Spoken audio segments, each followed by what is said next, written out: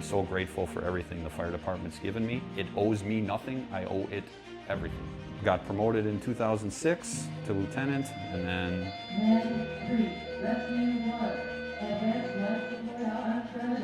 Guess you're going, brother. Let's we're gonna film. They're gonna engine out of service.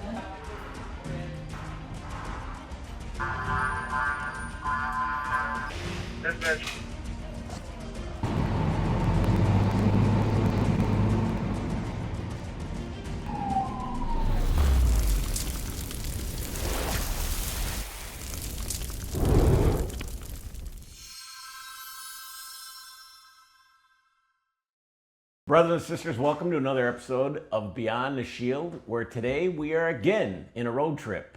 We happen to be at the quarters of Rescue Company 1 and Engine 23 with the Milwaukee Fire Department. And with us today is Captain AJ Hornik of Rescue Company 1. We're going to have a little discussion with him, and then we're going to walk around the firehouse, take a look at the equipment, maybe get a little tour, show everybody what this firehouse is all about. I'll be honest with you, I'm a little biased. I spent over 10 years in this firehouse. Some of my greatest memories of the Milwaukee Fire Department happened in this firehouse. Most of them, I will never ever speak of again.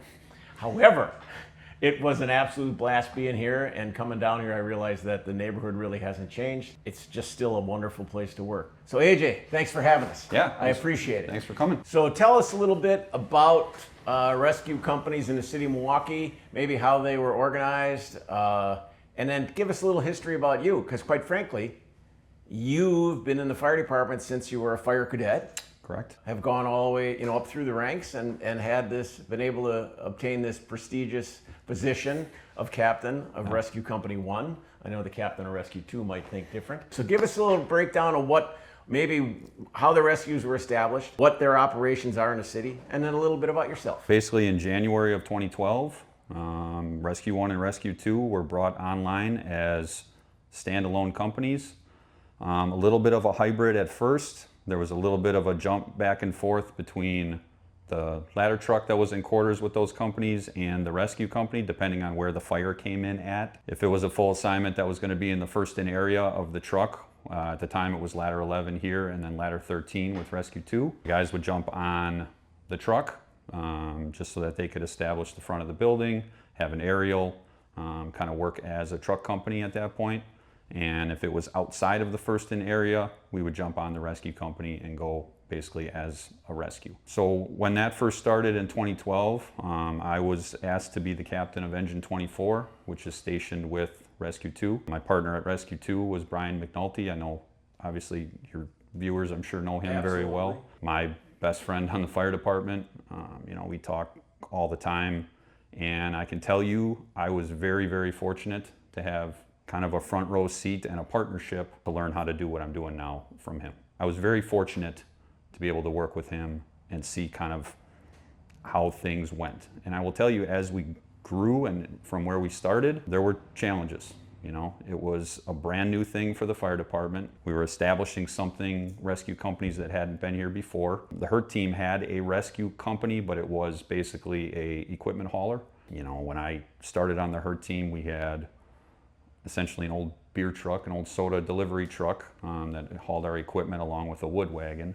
And then we upgraded to basically a rescue unit, but it wasn't staffed. Wasn't staffed. So basically it was an equipment hauler if we got a technical rescue run. In 2012, that all changed. Brian and I kind of met a couple of months before, and I had left the HURT team just because I was out of house and kind of giving some other people opportunities, and you kind of asked, and Chief Lintonen at the time, and then Brian said, hey, what do you think about coming back in the mix? Love to have you as a partner. I was fortunate to be the captain of Engine 24 while Brian was the captain of Rescue 2. When the rescues were established, the Special Operations Chief, he gave me suggestions for the two captains of the two rescue companies, and then the captains of the engines that were affiliated with them, that were quartered with them. We then gave the captains the ability to pick their officers, and then the officers to pick their crews. These companies have developed into amazing companies because everything was handpicked. And the engine company, just for reference, is kind of the feeder. People come into the engine, They spend some time there and eventually will work their way over to a rescue. But it's the feeder team to the rescue, and everybody has been at the original group was all handpicked. And the biggest reason that is Terry, the chief of special operations, said, we're going to have a tremendous amount of pressure. It is something new, and we all know firefighters, they don't like the way it is and they don't like change. We knew we had to put the right officers in line so they weren't arrogant, yet they were very good at what they did.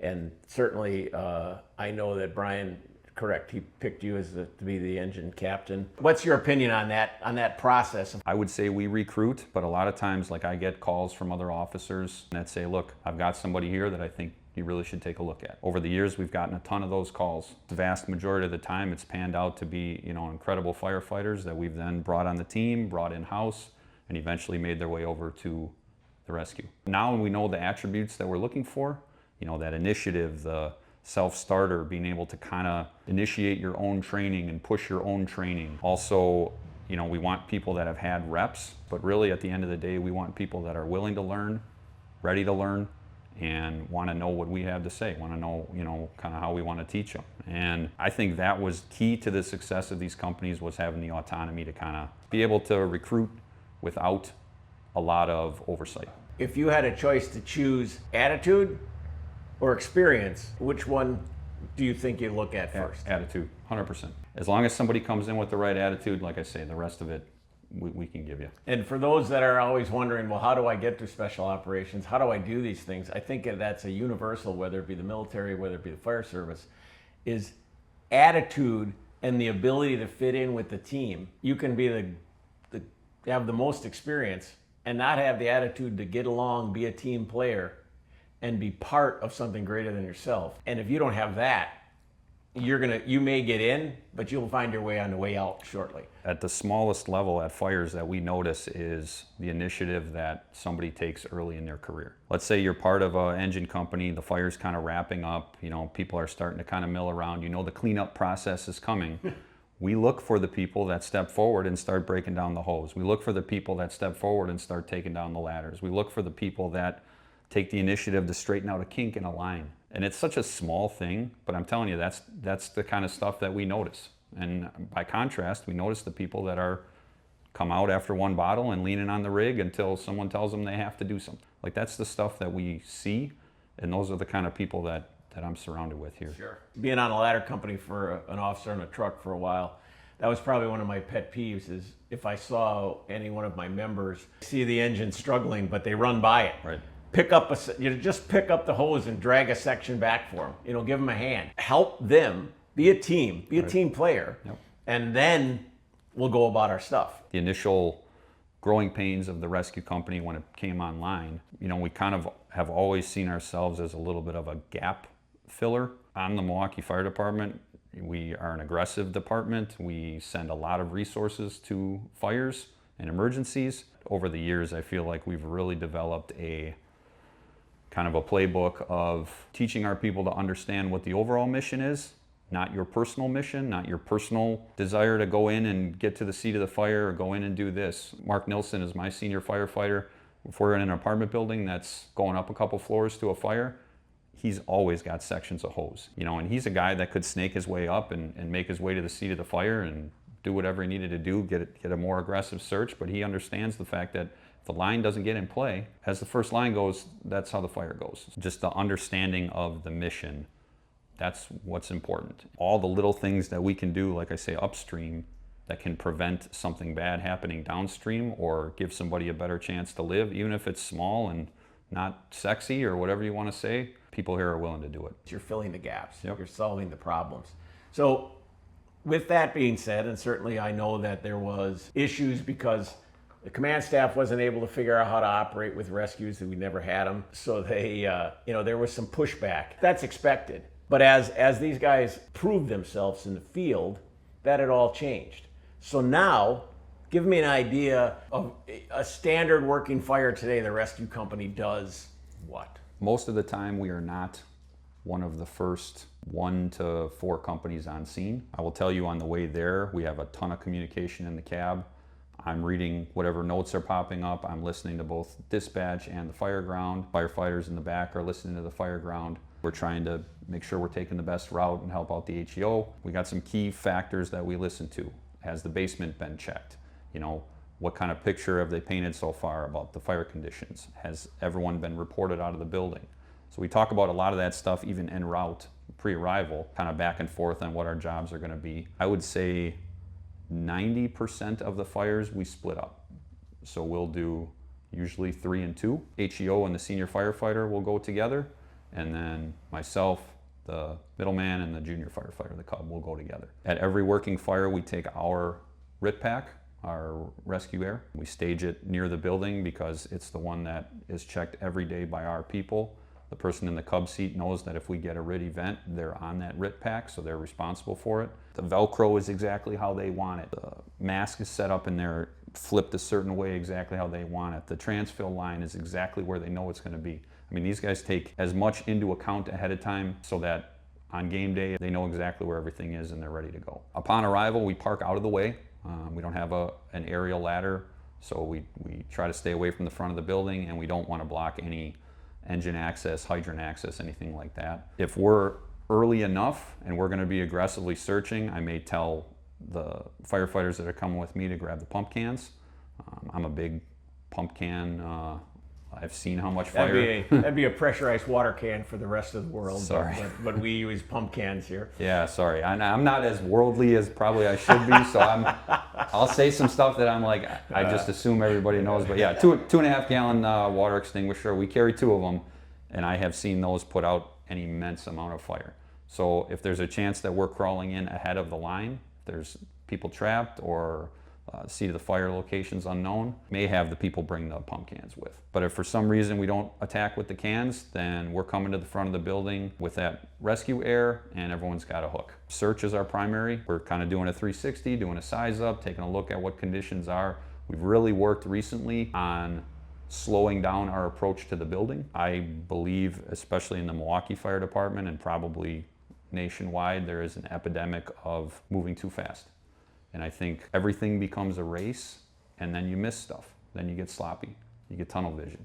You're not seeing the whole building. You're not seeing the conditions. You're not seeing the exposures. You're not noticing how many gas meters there are. That's not easy to do because, like I say, we're ingrained from the second we're in the academy that everything is for time and everything's a race, and you know, we're race to scenes and do these different things. But slowing down our approach to the building, and then once we get there, usually check in with the chief, but sometimes I will do it via radio if I notice like this is a gap that needs to be filled right now. It might just be a radio. Hey chief, we're gonna head up to 2. I don't think you got anybody up there. Or hey chief, we're gonna ladder the 2nd floor. I usually come with a suggestion, and I would say the majority of the time the chief kind of respects my view of that. Sometimes it's nope, AJ, I need you and your people to go here, or split up, have some go here, some go with the line. Sometimes if I think the line isn't moving as fast as it should, I may detail somebody to help with that. And that might even be straightening out kinks or undoing a poor hose layout in the backyard or whatever, you know. If the roof operation, if it looks like it's going to be a tough roof, or it's high, or it's a 22-foot peak, or something's unusual about that, I might detail one of my people and then call, hey, truck 9, JP, I'm going to send you a Ross block to help you out. All right, 10-4, you know, or whatever. As the fire goes, that's what dictates kind of where we operate. I always enjoyed a good officer who would come by me and say, hey, I think we're gonna take the attic, or we're gonna check because as a chief, and I'm in front of the building spinning many plates, and a good officer can come by and take one of those plates away. And rescue does a real good job of taking those plates away. So I think that to me is a great way to operate. Also, it brings up the idea that there are places that you could be on a first due truck and get more work than a rescue. Because rescues are not first in usually. Right. They come in like after the initial punch and are there, like you said, to close the gap. And one of the things that you brought up that I think is brilliant, take a moment. You know, my dad used to tell me all the time, because I was young and, you know, gung-ho and want to get there and want to do all these other things. And he would always say, the fire's going to be there when you get there. Take a moment and wrap your head around what you're about to experience and figure that out. And I used to think, yeah, no, let's get a line stretched and let's get up there and let's get it going. But I think that that's a key point, is that your job is when chaos kicks in, you need to have as much information as possible on what's going on. And you can't do that if you're blindsided by all the excitement or making the roof or making the first line on a fire or doing all the other things. Now two engine companies assist each other. In the day, if you were first in and I came up behind you, I'd kick your helmet off into the parking lot so I could take the line from you. I mean, it's just how things were operated then. But this concept of taking a breath, getting a real good look at it, because you may miss the bars. There's so many things that you guys are responsible to make better when chaos is going on. Well, and you had Ryan McMenamin on a podcast. Before that building that he got burned in was on fire, before it even was smoking, before anything was happening, he noticed the window. He noticed the air conditioner on the second floor. He noticed basically what would become his life-saving egress. Yep. You know, he saved his own life because he took that second to look at the building that he was going into. I said, imagine if you could take 10 uninterrupted seconds to look at a fire building without really any distractions, but just to take in whatever you can. And you count to 10, like if we were to sit here silently and count for 10 seconds, people would be like clicking off on something else because it's that long of a time that you can gain so much information about what's in front of you before you commit you or your company to going into that building. And I think there's huge value in that. That's something that we're really working towards here for sure. The well-known officer does a 360. And the reality is the 360 is useless if you're not absorbing everything you're seeing. For sure. If you just run around the building to say, I did a 360, I looked up the second floor window, there's nobody hanging in a second floor window, okay, we're good to go. It doesn't do you any good. Take the time.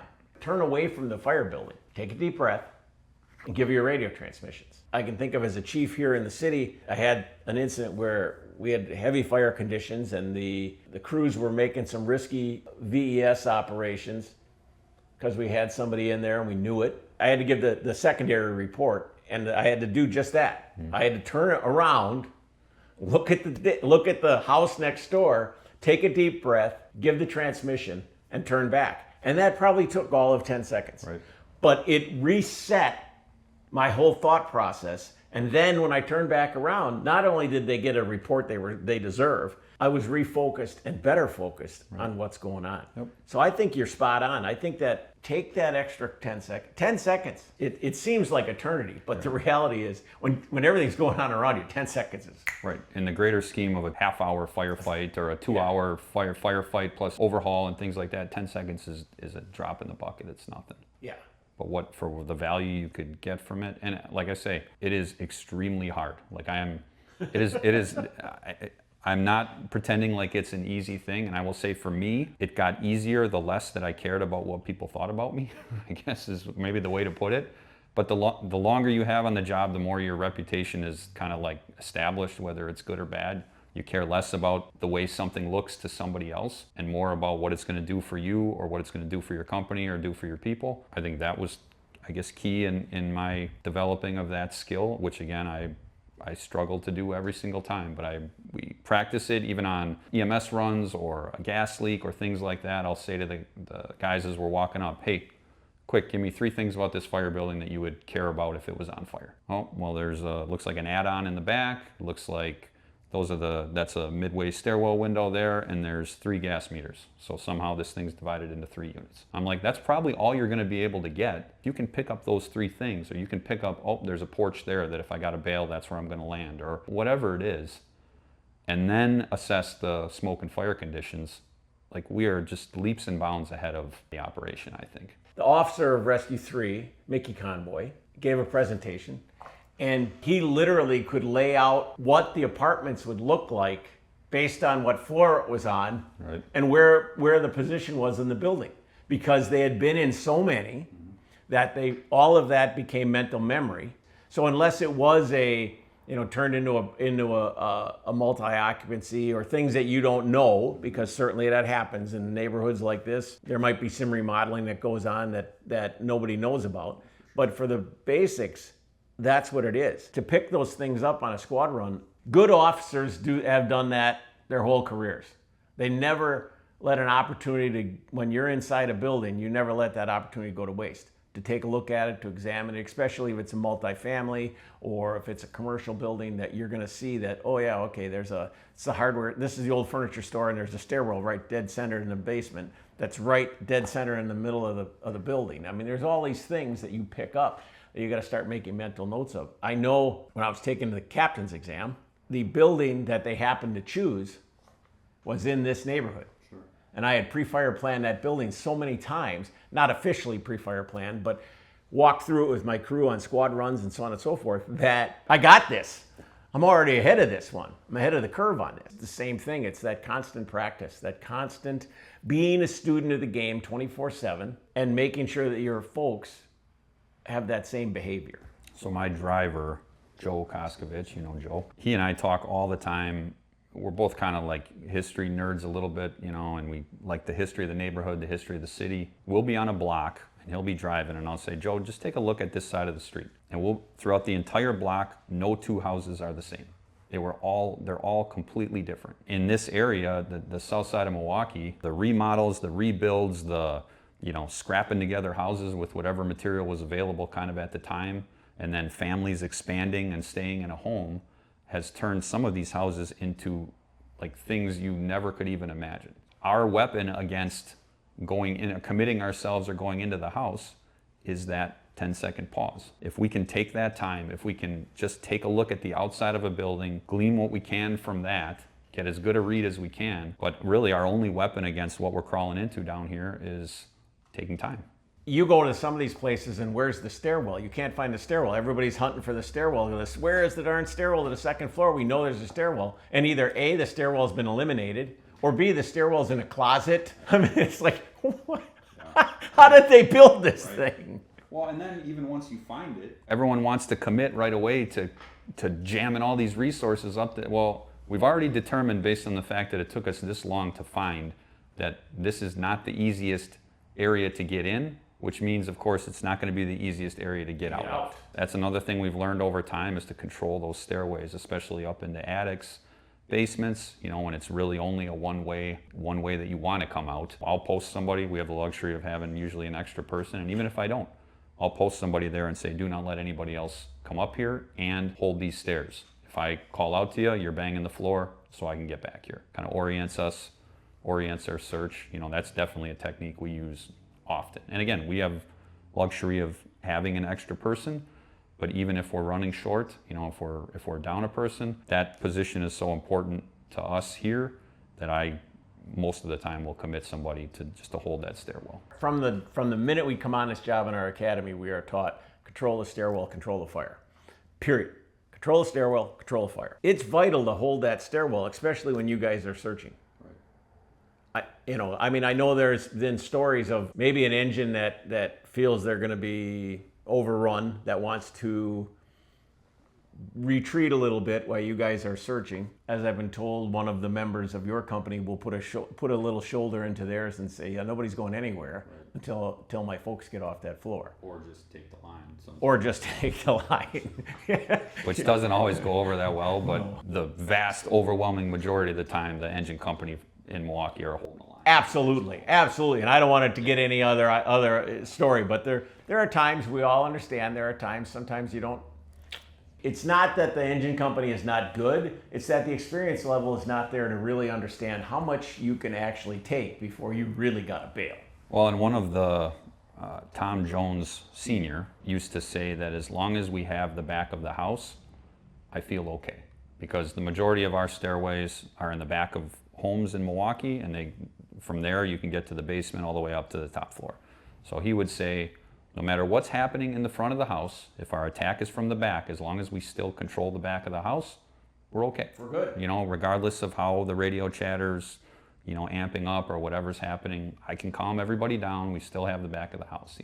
But then, by contrast, we start losing the back of the house. It's time to roll. Withdraw out of that. Yeah. So that's a good understanding, a good concept of what the rescue company is. And I'm going to ask the captain to talk a little bit about his career. And then I'm going to pass on a little story that he probably, I don't know if he wants me to speak of or not, but I'm going to anyway, because I think it shows to his character. So give us a rundown of what your career was like. I mean, I grew up in the city. My parents still live in the house that I grew up in. I was an explorer in high school. I just walked past a flyer at my high school. I wasn't exactly sure what I wanted to do. Walked past a flyer that said Milwaukee Fire Department Explorer Post, which was brand new at the time, run by a guy named Dan Barron, who was on the job, one of my very early mentors, and like I owe probably the majority of where I'm at today, I owe to him because that's who got me started. And I called the number, and they said, yeah, we're having a meeting next Tuesday, come on out. So I went to the meeting. It was at a firehouse. Actually, that was close by my parents' house. I drove there. We kind of did a tour. They talked through some stuff. So I was in the Explorer Post. The Fire Cadet program, which was basically kind of an apprenticeship program, was brand new at the time. I applied for the 3rd cadet class. Essentially, you were competing against other high school seniors. So at the time, there were still 5,000 people lining up to be a Milwaukee firefighter. I was competing against probably 100, 110 maybe high school seniors. We took the same test. At that time, we took the same test basically as it was to come on the job. I was fortunate enough to make it on that list. Not just that, like I am extremely grateful for the cadets that I came on with. They're my best friends now. They're incredible firefighters. I was so lucky to be part of that group. None of us knew what we were getting into, but we all kind of did it together. So that was 5 months, and you kind of learn the ins and outs of the fire department. You get Fire 1, Fire 2, I think, like first responder, different things like that. And then right when that 5 months was over, 6 months-ish, we went right into the recruit class. I started in September of 1997, and I graduated recruit training June of 1998. Came on at Truck 9, you know, where all the high performers get sent. I make that joke around people. Craig's stepping with it. But Craig went to Truck 9. Yeah, I make that joke around everybody who came on at Truck 12 or 13s, or basically, you know, you're proud of where you started, and I like to kind of bust chops about that. But Truck 9 is a good house. Still a good house. Yeah, awesome. So I came on there, again, fortunate to work under legendary, aggressive firefighters, aggressive roof operators. Brad Sibley, Mike Payne was my lieutenant, Dave Schultz, Brent Miller, Brad Davis, just the toughest of the tough. And that's where I learned. That's where I started. Before your first day, you go and visit. So you're in street clothes, you're there with your quarts of ice cream, and you have dinner with your crew before your first official day. So I went and did that, met some people, got humbled by who my crew was going to be. We had a spare at the time, an open cab rig, and a full assignment came in, and they invited me to jump on the rig and ride along. Well, on the way to that fire, our air brakes burned out. I remember, like, the HEO couldn't have been calmer, like, we got no brakes. I mean, it was just like no big deal, we have no brakes, and we're going 60 down 30th Street and get to center and hang on, and it's flying all around. We almost go flying off the back of the truck. We get there, and I'm like, oh my God, like, this is, and I was like, this is the coolest thing I've ever been a part of. You know, you think like, what did I get myself into? It was like, oh my God, it just solidified this is exactly what I should be doing, you know? I met my first battalion chief was Dick Kovach. I remember they told me to go introduce myself, and they said, be careful, he's got a pretty good handshake. Oh yeah. And I was like, I mean, I'm in the best shape of my life. I was lifting every day, strong as can be, feeling good about everything. I'm like, all right, yeah, this old guy's got a good handshake. Wow. I gave him everything I had, and he eclipsed that by 3 times probably, and almost put me to a knee and looked me right in the eye the whole time, and yeah, good to have you. I was like, man, this is everything I wanted to do. Every single posting that I've had, at one point or another, I thought to myself, this is as good as it gets. It will never get any better than this for me. And then I went to my next posting, and it was even better. And I am so grateful for everything the fire department's given me. It owes me nothing, I owe it everything. The fire department's given me everything in my life. Got promoted in 2006 to lieutenant, and then... Engine. That would be for the engine, or the med unit. Med 3, Rescue 1, Advanced Life Support Unconscious, Guess you're going, 700 brother. South 4th Street, Med 3, Let's look Rescue at a film. 1, They're gonna take a hit. Advanced Life Support You see, Unconscious. engine out of service? No idea. I think we're in.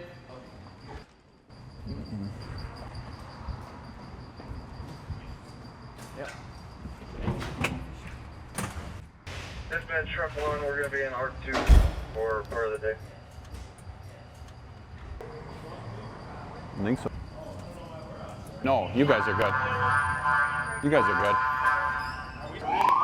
Oh, no. No, they're taking it.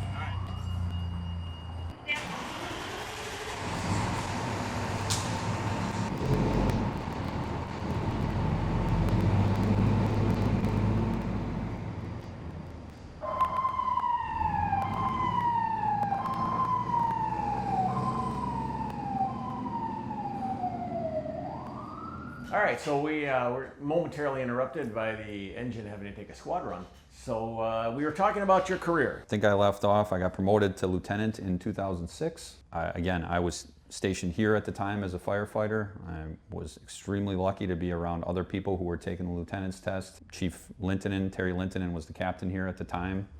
He kind of took control of our studying and said, here's what you're going to do. Because I feel like everyone who starts studying for a test is kind of floundering and looking for a direction and, you know, kind of afraid of the unknown because they haven't done it or whatever it is. But he basically took charge and said, here's what we're going to do. We're going to meet this many times. You guys are going to come in together. You're going to work together. You know, it just was very refreshing. And I did very well on that test. And since that day, that's the way that I've helped other people study. People that have come to me, I have a thing that I print out for them and say, this is what we're going to do. So I got promoted, left the house, was a relief lieutenant for a couple of years. Then I got stationed at Engine 4 briefly and Truck 3 out by Timmerman Airport, secondary airport here in Milwaukee, small airport. I had a great time as a relief lieutenant working with different crews. Got stationed with a bunch of great people. From there, I took the captain's test, did well enough to get promoted there, and my very first posting was Engine 24. I'm extremely grateful for what the fire department has given me and the paths that my career has taken. 2018, I believe it was, I came here to Rescue 1. Rescue 1 for a year was on the Parkway, 22nd in Oklahoma, and then we were able to kind of finagle to come back to this firehouse, which is one of the best As Brian, in the city. Brian's favorite words are always a storied history. Storied history, right? It's been incredible. And my leadership style is a little bit of a lie, a little bit of a fraud, you might say, because really what it is I surround myself with incredible people and then just let them do their thing. And the people at this firehouse are amazing. The officers are amazing.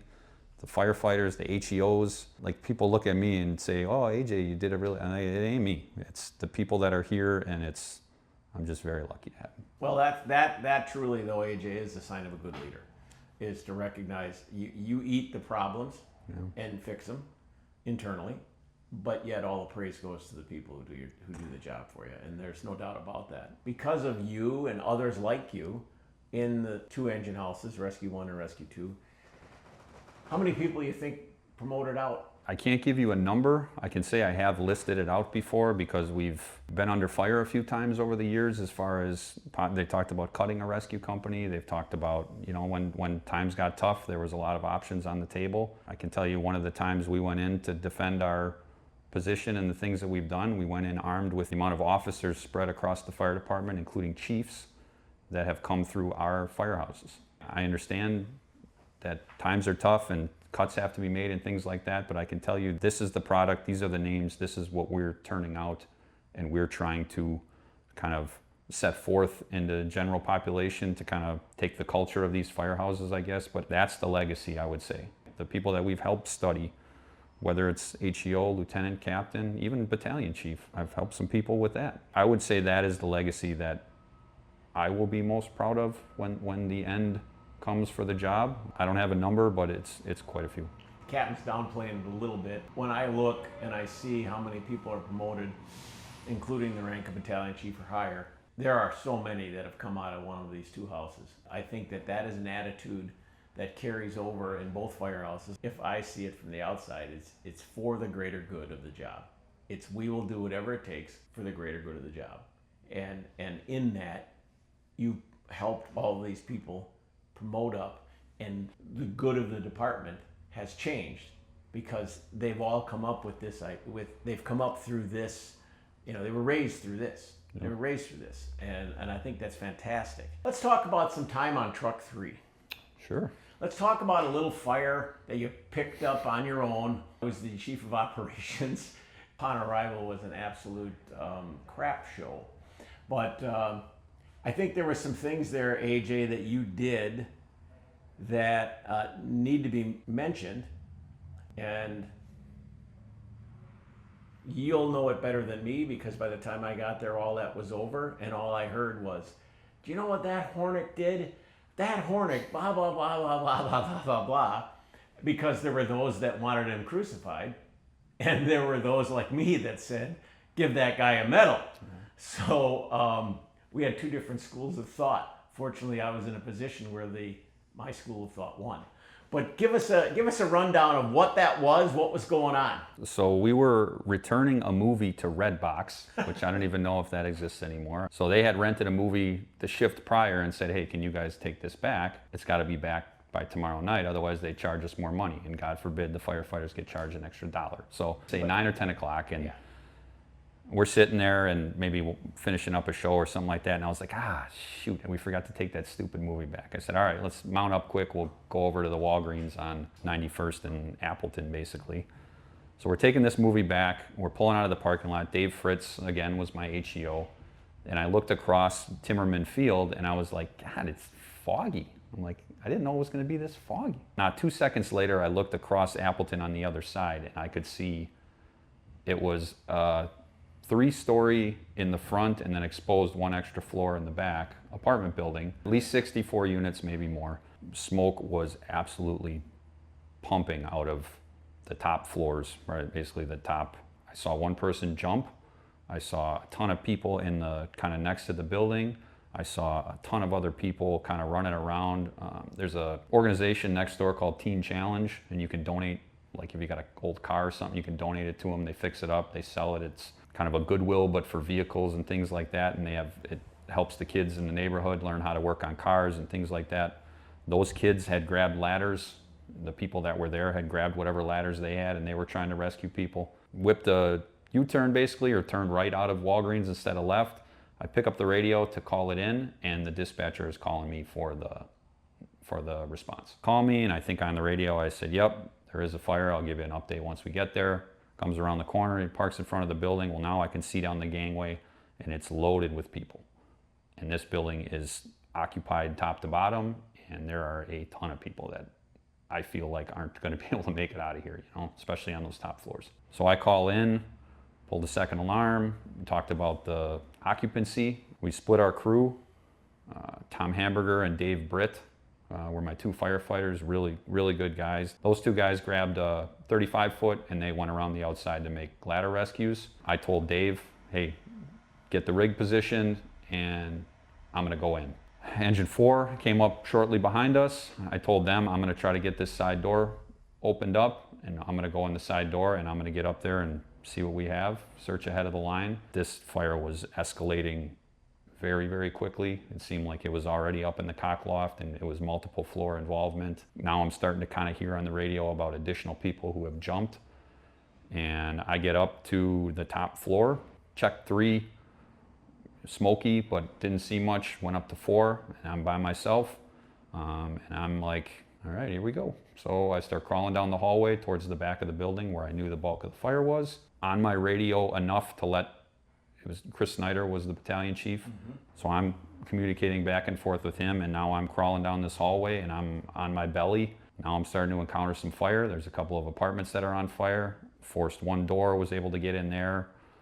Searched, didn't find anybody, made it back out to the hallway, kind of crawling in a little further. I get to another apartment, do a search there. The window was open. I assume somebody had already jumped out of that one. And now I get back to the hallway and I get on the radio and I say, Chief, this is Hornik from the top floor. Do you see anybody that needs rescuing? Like, I'll extend further if you see somebody that's at a window and I can get them. But otherwise, I'm like, this is probably, I'm already in a bad spot. And I'm like, it's time to start back. I was at kind of the end of my already extended comfort zone. So I started, he said, nope, AJ, I don't see anybody at windows anymore.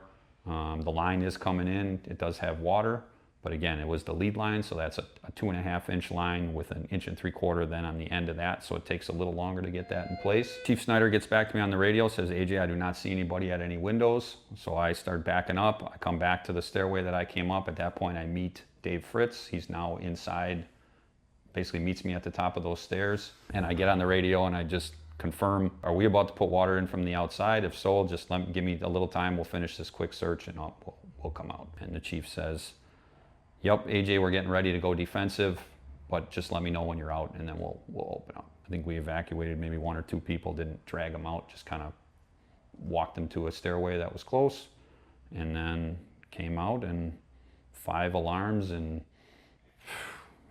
4 or 5 hours later, we went home.